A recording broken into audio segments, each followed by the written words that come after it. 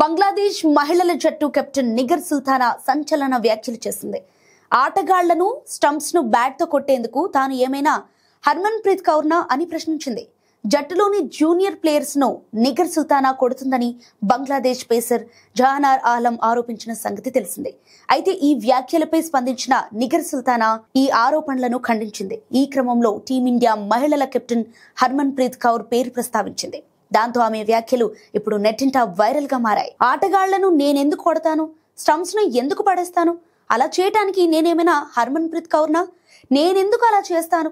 నా వ్యక్తిగత స్థలంలో వంట చేస్తున్నప్పుడు లేదా ఇంకేదైనా పని చేస్తున్నప్పుడు నా బ్యాట్ ను అటు ఇటు కొట్టవచ్చు, నా హెల్మెట్ ను కింద పడేయవచ్చు. అది నా సొంత విషయం. కానీ నేను ఇంకొకరిపై చేయి ఎందుకు చేసుకుంటాను? గతంలో నేను ఎప్పుడైనా అలా చేశానని విన్నారా? ఈ విషయంలో మీరు ఇతర ఆటగాళ్లను అడగవచ్చు. అందరి ముందు నా గురించి జహానారా చెప్పిన తీరు ఏమాత్రం బాలేదు. నేను ఏమాత్రం అలాంటి అమ్మాయినైతే కాదు.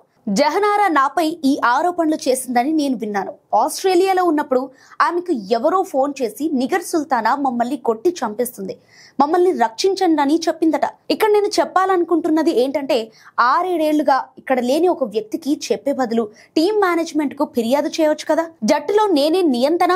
జట్టులో ఉన్న ప్లేయర్ కు ఇబ్బందిగా ఉంటే సదరు ప్లేయర్ టీం మేనేజ్మెంట్ కు ఫిర్యాదు చేయకుండా ఆస్ట్రేలియాలో ఉన్న జహానారాకు ఎందుకు చెబుతుంది? జట్టులో నేనేమి నియంత్రణ కాను.